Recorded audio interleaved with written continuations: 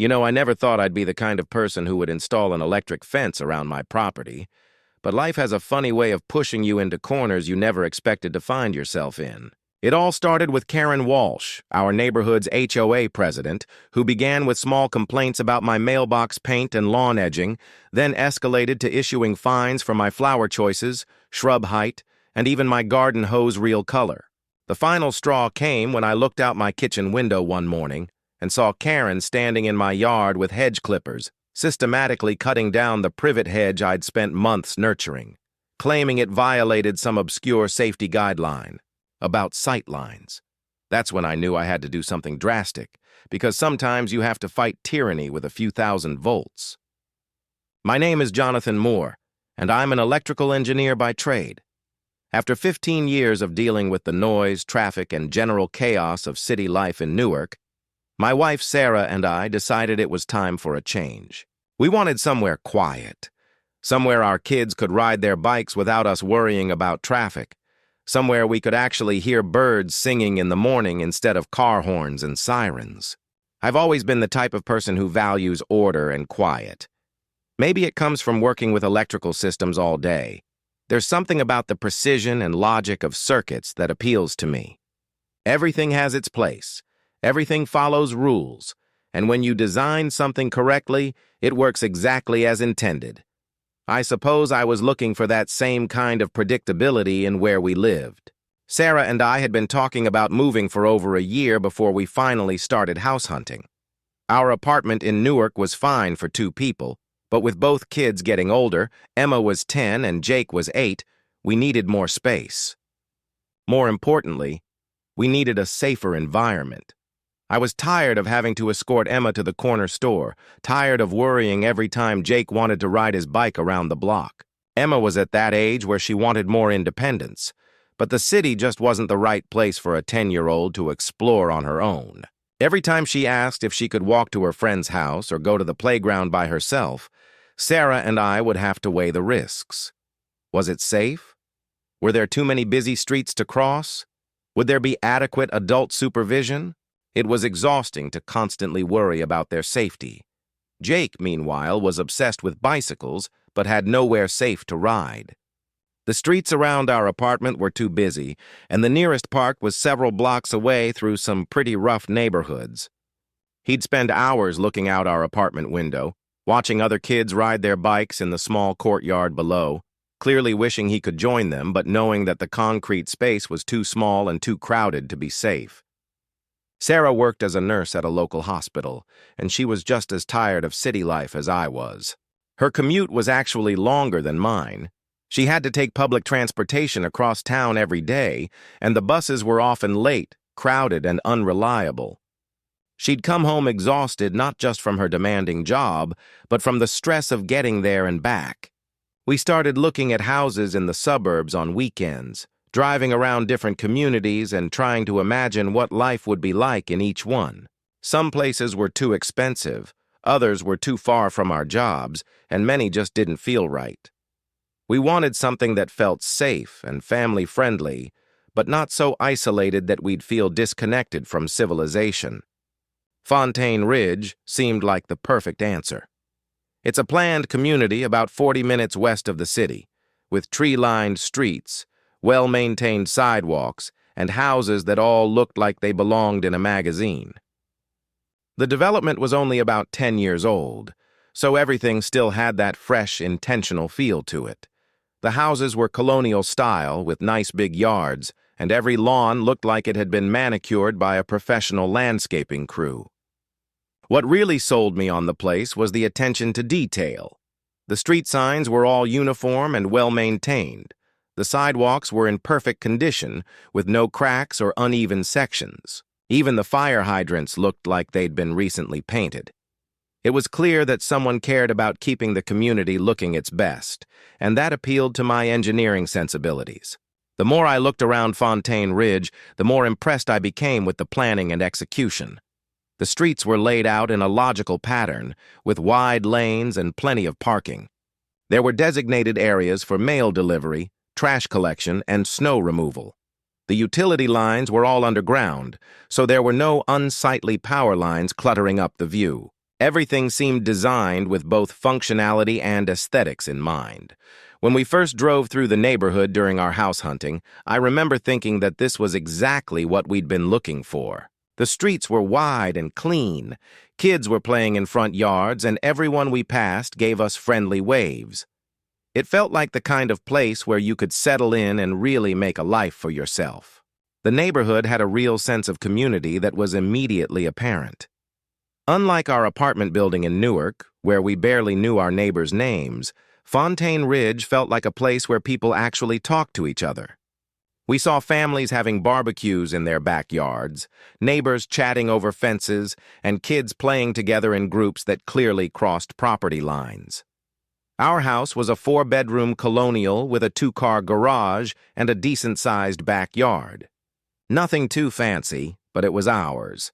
And that felt pretty good after years of renting apartments where we couldn't even paint the walls without permission.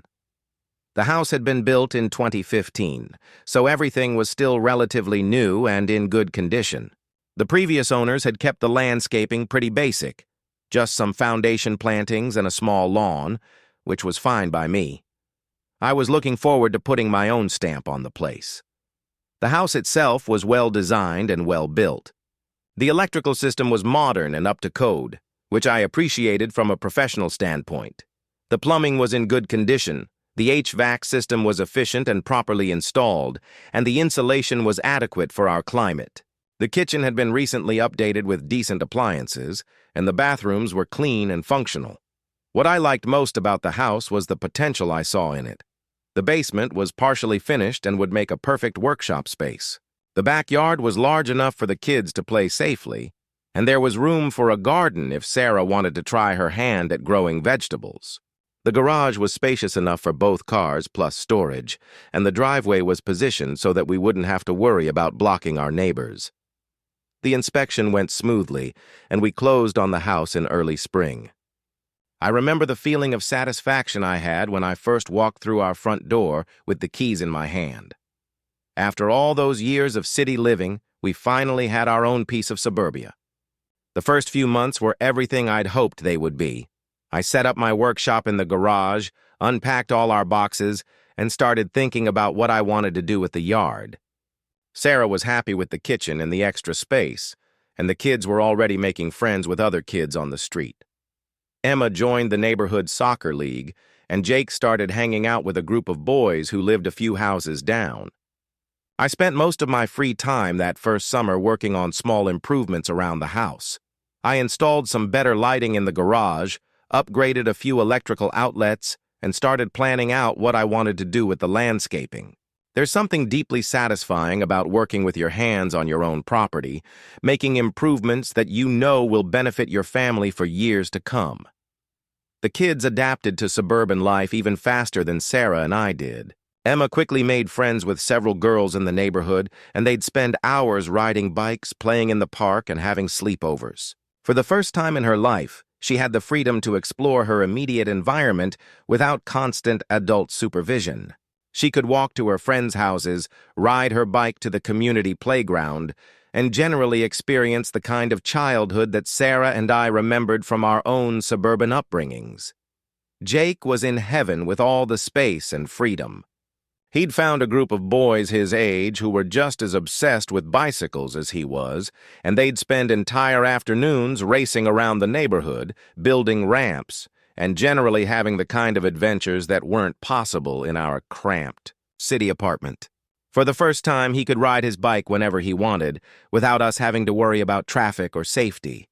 The neighbors were friendly and welcoming. The Johnsons next door brought over a casserole when we first moved in, and they were always happy to chat when we ran into each other in the yard. Tom Johnson was a retired mechanic who'd lived in Fontaine Ridge since it was first developed, and he had a wealth of knowledge about the neighborhood and its history. His wife, Betty, was involved in several community organizations and always seemed to know what was happening around the area.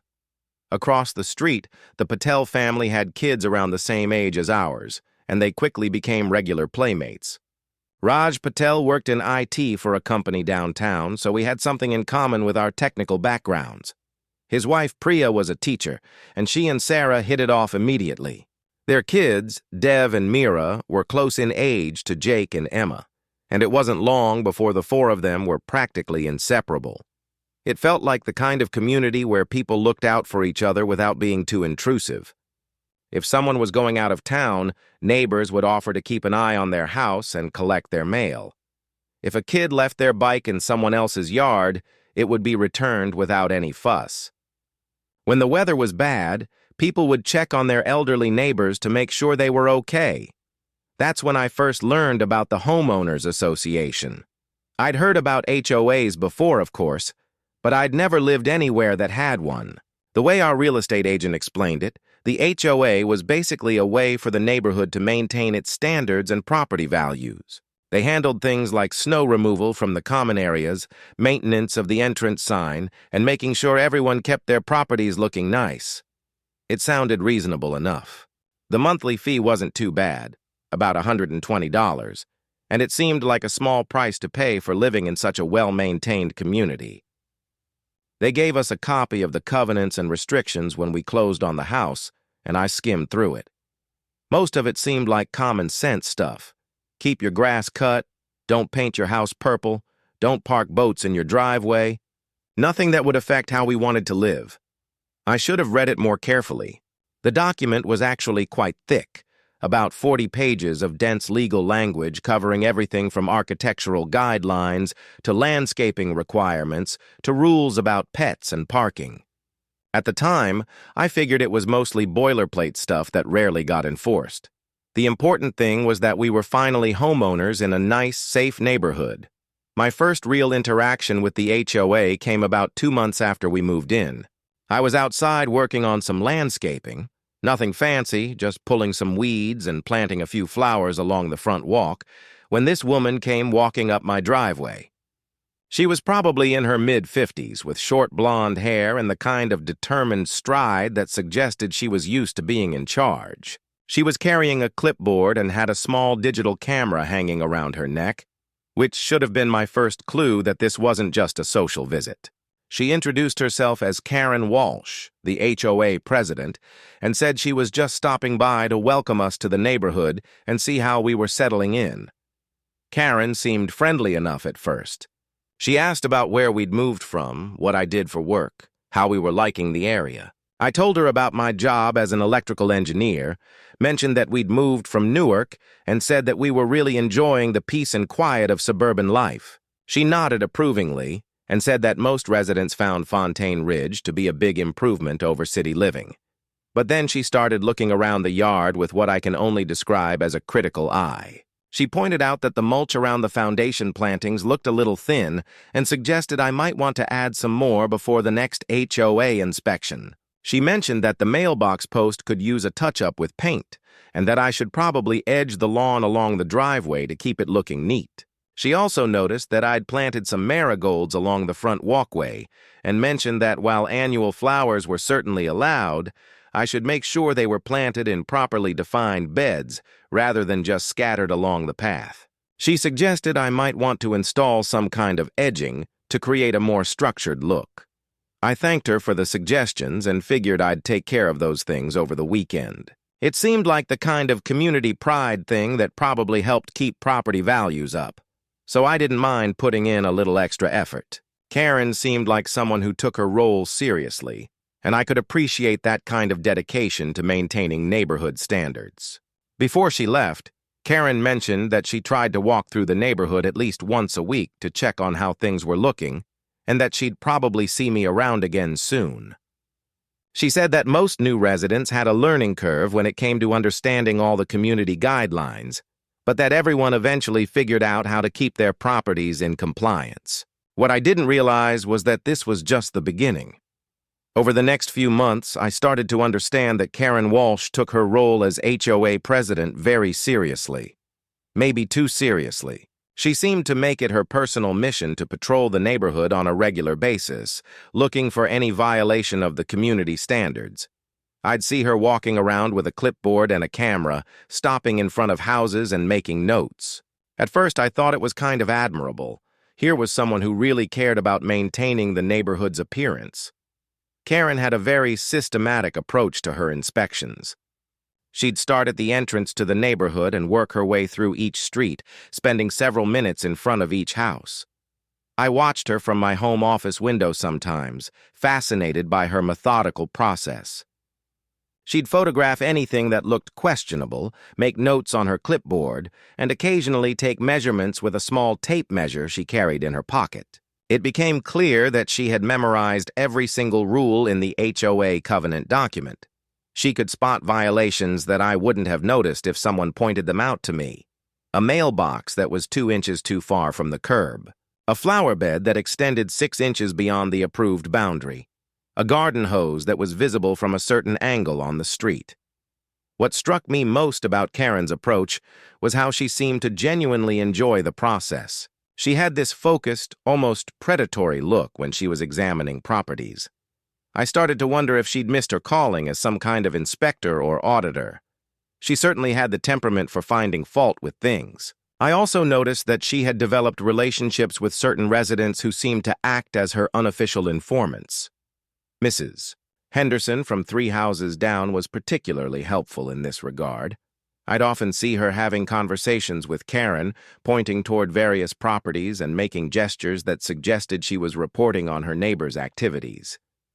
The whole thing reminded me of some kind of neighborhood surveillance network, with Karen as the central authority collecting intelligence on everyone's compliance with the rules. It was unsettling to think that some of my neighbors were actively looking for reasons to report violations. But then the notices started coming. The first one arrived about 3 weeks after our initial conversation. It was a formal letter on HOA letterhead, informing me that my landscape maintenance appears to be below community standards and that I had 10 days to remedy the situation or face a fine.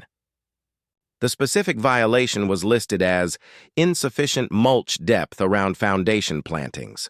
The letter was very official-looking, with my name and address typed at the top, and Karen's signature at the bottom along with her title as HOA President. There was even a case number assigned to my violation, as if it was some kind of legal proceeding. The whole thing seemed incredibly formal for what amounted to needing a few more bags of mulch. What really bothered me was the tone of the letter. It wasn't a friendly suggestion or a neighborly reminder. It was written like a legal document, with phrases like, "Failure to comply will result in monetary penalties," and "Repeated violations may result in legal action." For someone who was supposedly trying to maintain community standards, Karen sure had a confrontational way of going about it. I went outside and looked at the mulch around my house. It looked fine to me, maybe not as thick as some of the other houses, but certainly not bad enough to warrant a formal notice. I got down on my knees and measured the depth with a ruler. In most places, it was about 2 inches thick, which seemed reasonable. Still, I didn't want to cause problems, so I bought a few more bags of mulch and spread them around. Problem solved, I figured. 2 weeks later, another notice. This time, it was about the height of my grass. Apparently, the HOA standards required that grass be kept between 2 and 3 inches in height, and Karen had determined that mine was approaching 4 inches in some spots. I had to admit, I'd been busy with work and hadn't mowed in about 10 days, but 4 inches seemed like a stretch. I went outside with a ruler again, this time measuring grass height in various spots around the yard. In most places, it was right around 3 inches, though there were a few areas near the back fence where it might have been a little longer. The idea that I was out there with a ruler measuring grass seemed absurd, but that's what Karen's enforcement style was driving me to do. Still, I mowed the lawn that weekend and figured that would be the end of it. I was wrong. But the notices kept coming, and they kept getting more detailed and specific. One month, it was about a small oil stain in my driveway that I hadn't noticed. The violation notice included a photograph of the stain, which was maybe 6 inches across and barely visible unless you knew where to look. Another time, it was because I'd left my garden hose visible from the street instead of properly storing it. Karen had apparently walked by at just the right angle to spot it coiled behind a bush. Then it was about the placement of my garbage cans. According to the violation notice, They needed to be positioned in a very specific spot relative to the driveway, and I'd been placing them about 2 feet too far to the left. The notice included a diagram showing the proper placement, with measurements indicated to the nearest inch. The violations were becoming increasingly ridiculous. One notice cited me for having a non-conforming outdoor thermometer attached to my deck railing. Apparently, the thermometer was supposed to be white or beige, but mine was silver. Another time, I got a violation for having my newspaper delivered to the wrong spot on my driveway. It was supposed to be placed within 2 feet of the walkway, but the delivery person had been tossing it closer to the garage. The most absurd violation came when Karen cited me for having excessive bird activity in my backyard. Apparently, the birds that visited my small bird feeder were creating noise that violated the community's peaceful enjoyment standards. She included photographs of birds on my fence and a detailed log of bird-related sounds she documented over several days. Each violation came with a 10-day notice period, and if you didn't fix the problem in time, you'd get hit with a $25 fine. It wasn't the money that bothered me. $25 wasn't going to break the bank, but the principle of the thing was starting to get under my skin. What really bothered me was how arbitrary some of these violations seemed. I started paying attention to other houses in the neighborhood, and I could see plenty of things that should have qualified as violations according to the same standards Karen was applying to my property. But somehow, those never resulted in formal notices.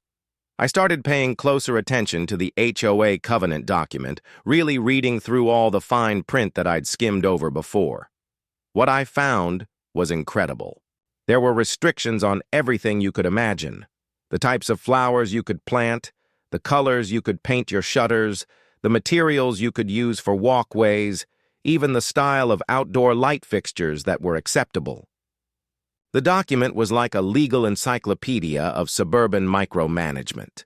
There were rules about the acceptable height range for grass, measured to the nearest half-inch. There were approved color palettes for house paint, with specific brand names and color codes listed. There were restrictions on the types of trees you could plant, the maximum size of holiday decorations, and the acceptable materials for mailbox posts. Some of the rules were so specific they seemed almost arbitrary. For example, annual flowers were allowed, but only if they were planted in beds that were at least 3 feet wide and positioned at least 5 feet from the street. Perennial flowers were subject to different rules. They had to be from an approved list of neighborhood-appropriate species and couldn't exceed 18 inches in height at maturity. I discovered that there were even rules about things I'd never thought to consider. Bird feeders had to be at least 10 feet from property lines and couldn't be visible from the street. Garden tools had to be stored out of sight at all times. Even children's toys were regulated. They couldn't be left in front yards overnight and had to be age-appropriate and in good repair. The document also included regulations about outdoor furniture placement, the acceptable types of doorbell sounds, and even restrictions on when you could water your lawn. It was like living in a prison where the warden had an obsession with suburban aesthetics. The more I read, the more I started to realize that Karen wasn't just enforcing reasonable community standards. She was nitpicking every detail of everyone's property maintenance, and she seemed to have a particular focus on my house. I decided to test this theory by taking my own walk around the neighborhood, looking for the same types of violations that Karen had been citing me for. What I found was eye-opening. There were houses with grass that was clearly longer than mine had been. There were driveways with more significant oil stains. There were garden hoses visible from the street and garbage cans placed in clearly incorrect positions. But when I checked the community bulletin board where violation notices were posted, none of those properties were listed. It seemed like Karen was applying a much stricter standard to my house than she was to others. I started keeping a log of the violations I was receiving, along with photographs of similar conditions at other houses that weren't being cited. It was becoming clear that there was something personal about Karen's enforcement activities when it came to my property. I also started talking to other neighbors about their experiences with the HOA. What I learned was disturbing. While I seemed to be getting the worst of it, Several other residents had their own horror stories about Karen's enforcement tactics. The Patel family had been fined for having their kids' bicycles visible in their driveway overnight. Mrs. Rodriguez had been cited for planting roses that were supposedly the wrong shade of red. Even Tom Johnson next door had gotten a violation for having his welcome mat positioned 6 inches too far from his front door. It was becoming clear that Karen had turned the HOA into her personal fiefdom, and she was using the rules as weapons against residents she didn't like or who didn't show her sufficient deference. The breaking point came in early spring of our second year in the neighborhood. I'd decided to plant a small hedge along the property line between my house and my neighbor's. It wasn't anything dramatic, just a row of privet shrubs that would eventually grow to about 4 feet high and provide a little privacy between our yards. I researched the HOA guidelines carefully before planting. Hedges were allowed as long as they didn't exceed 4 feet in height and were planted at least 3 feet from the property line. I measured everything twice, chose a shrub species that was on the approved list, and planted them exactly according to the specifications. The hedge looked great. It was neat, well-spaced, and exactly what I'd envisioned for that part of the yard. My neighbor Tom Johnson seemed to like it too. He mentioned that it would be nice to have a little more privacy when he was working in his garden. His wife even complimented me on how professional the installation looked. I was particularly proud of that hedge because I'd done everything exactly by the book. I'd measured the distance from the property line multiple times. I'd chosen a species that was specifically listed on the HOA's approved plant list. I'd even submitted photographs and a planting plan to the HOA Architectural Review Committee before starting the project, and they'd given me written approval. For about 6 months, everything was fine.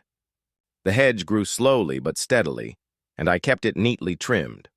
I was actually pretty proud of how it looked. It added a nice touch of structure to the landscaping without being obtrusive. It was also nice to have a little more privacy in the backyard, especially when we were having barbecues or letting the kids play outside. Then one morning in October, I was getting ready for work when Sarah called me to the kitchen window. She told me I needed to look outside, and her voice had that tone that meant something was wrong. I looked out into the backyard, and at first I couldn't process what I was seeing. Where my hedge had been the day before, there was now just a row of stumps. Every single shrub had been cut down to about 6 inches above ground level. The neat, orderly hedge that I'd spent months nurturing was completely destroyed. Karen Walsh was standing in my yard with a pair of professional-looking hedge clippers, apparently putting the finishing touches on her work. She had a satisfied expression on her face, like someone who'd just completed an important job. There were also 2 other people with her, a man and a woman who I didn't recognize, apparently helping with the destruction of my landscaping. I went outside immediately, still in my work clothes, and asked her what the hell she thought she was doing. My voice was probably louder than it should have been, but I was genuinely shocked by what I was seeing. She explained in that matter-of-fact tone that I'd come to associate with her HOA pronouncements that she'd received complaints about the hedge-blocking sightlines and creating a safety hazard. According to her interpretation of the community guidelines, the hedge violated both the aesthetic standards and the safety requirements for landscaping near property boundaries. I asked her who had complained, and she said that information was confidential.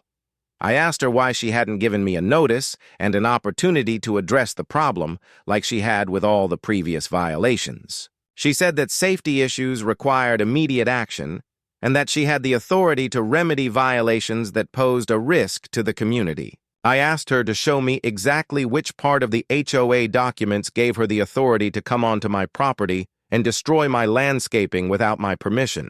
She said she'd send me the relevant section in writing, along with a bill for the cost of the hedge removal service. I pointed out that I had written approval from the Architectural Review Committee for the hedge installation, and that it had been inspected and approved when it was first planted.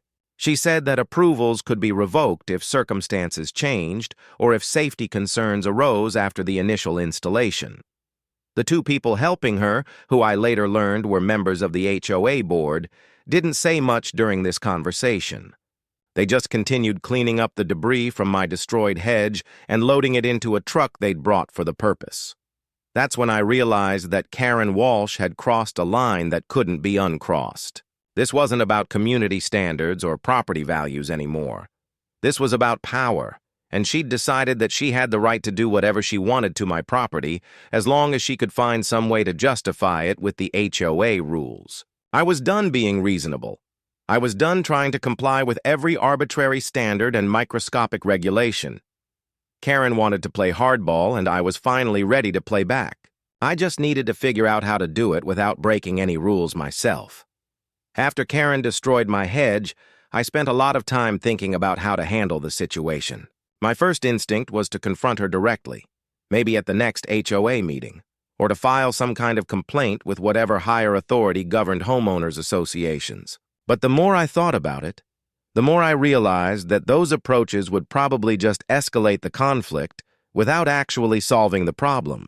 Karen had the advantage of being in an official position with the backing of the HOA board, and she'd already demonstrated that she was willing to interpret the rules in whatever way served her purposes.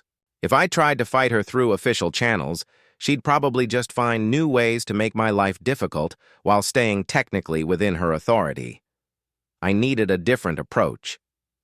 Something that would protect my property from future interference while staying completely within the bounds of the law and the HOA regulations. As an electrical engineer, I'm used to solving problems by thinking systematically about the constraints and requirements, then designing a solution that meets all the specifications. The idea came to me while I was reading through the HOA documents for the 100th time, looking for any loophole I might have missed. There was a section about security measures that residents were allowed to install, including fencing, lighting, and alarm systems. The guidelines were pretty specific about what types of fencing were allowed: height restrictions, material requirements, placement limitations, but they didn't say anything about electrical components. That got me thinking about electric fences. I'd worked with high-voltage systems throughout my career, and I knew that you could build a perfectly safe electric fence that would deliver a harmless but memorable shock to anyone who touched it. The key was keeping the voltage low enough to avoid any risk of injury, while making it unpleasant enough to discourage unwanted contact. I started researching the legal requirements for electric fencing in residential areas. In New Jersey, it turned out that electric fences were perfectly legal as long as they met certain safety standards and were properly marked with warning signs. You had to use a fence energizer that was specifically designed for security applications, which limited the current to levels that couldn't cause harm to people or animals. The more I looked into it, the more I realized that an electric fence might be the perfect solution to my Karen problem. She'd proven that she was willing to come onto my property and interfere with my landscaping whenever she felt like it. An electric fence would send a clear message that my property was off limits, without requiring any direct confrontation or rule-breaking on my part. I spent the next few weeks designing the system. The fence itself would be a standard 6-foot privacy fence made of cedar boards, which was explicitly allowed by the HOA guidelines. The electrical component would be completely hidden within the fence structure, powered by a low-voltage energizer installed in my garage. The key to the design was making sure that the system would only activate when someone actually touched the fence with the intention of climbing over it or interfering with it. I didn't want to shock the mailman or a kid who accidentally kicked a ball against it. So I designed the system with multiple sensors that would detect when someone was deliberately grabbing or leaning on the fence. I also built in a timer system that would only activate the fence during certain hours. During the day, when people might have legitimate reasons to be near the fence, it would be completely inactive. But from 10 p.m. to 6 a.m., when there was no reason for anyone to be touching my fence except to cause trouble, the system would be armed and ready. The voltage level was carefully calculated to be uncomfortable, but completely safe. About the same level you'd get from touching a doorknob after walking across carpet in dry weather. Startling and unpleasant, but not dangerous. Building the fence took me about 3 weekends. I pulled all the necessary permits from the city and made sure that every aspect of the installation met local building codes. I even had an electrical inspector come out to verify that the wiring was safe and up to standard. The fence looked completely ordinary from the outside. Just a nice cedar privacy fence that matched the aesthetic of the neighborhood perfectly. The warning signs were small and discreet, placed at regular intervals along the fence line. Caution, electric fence, keep out. I submitted all the paperwork to the HOA, along with photos of the completed installation and copies of all the permits and inspections. According to their own rules, they had 30 days to respond if they had any objections to the fence. I was confident that they wouldn't be able to find any violations, since I'd been extremely careful to follow every guideline to the letter. Karen, predictably, was not happy about the fence. She stopped by the house about a week after I finished the installation, ostensibly to discuss some other minor violation she'd discovered, but I could tell she was really there to get a closer look at the fence. She walked along the property line, examining the fence construction and reading the warning signs. She asked me about the electrical components, and I explained that it was a standard security fence system, fully permitted and inspected. She wanted to know why I felt the need for such an extreme security measure, and I told her that I'd had problems with people trespassing on my property and damaging my landscaping. She didn't like that answer, but there wasn't much she could do about it. The fence met all the HOA requirements, and I had all the proper permits and documentation. She said she'd be reviewing the installation more thoroughly and might have questions later, but I could tell she was frustrated that she couldn't find an immediate violation to complain about. For the next few weeks, things were relatively quiet. Karen seemed to be keeping her distance from my property, which was exactly what I'd hoped for. The fence was working as intended, not because it was actively shocking anyone, but because it was sending a clear message that I was serious about protecting my property.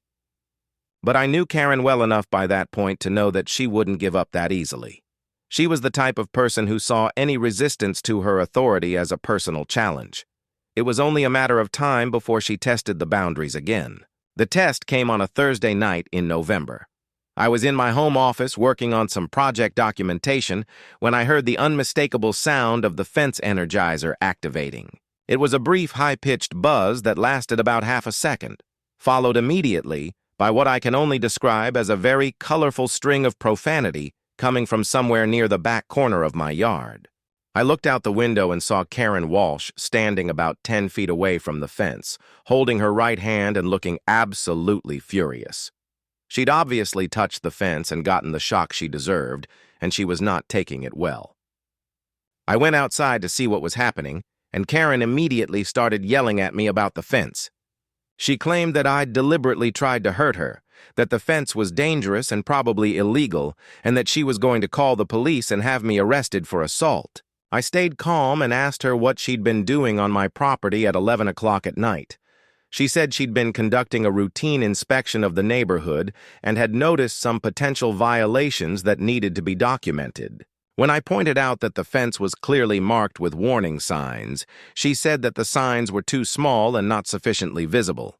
She was still holding her hand and complaining about the shock when the police arrived. She'd called them from her cell phone while we were talking, claiming that I'd attacked her with some kind of electrical weapon.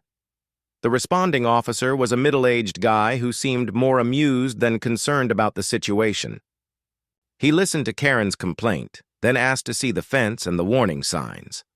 I showed him all the permits and inspection certificates and explained how the system worked. The officer walked along the fence line, reading the warning signs and examining the installation.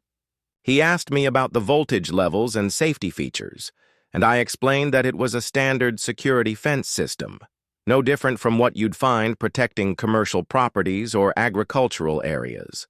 When he was satisfied that everything was legal and properly installed, he turned to Karen and asked her again what she'd been doing on my property. She repeated her story about conducting HOA inspections, but the officer pointed out that it was nearly midnight and she'd been on private property without permission.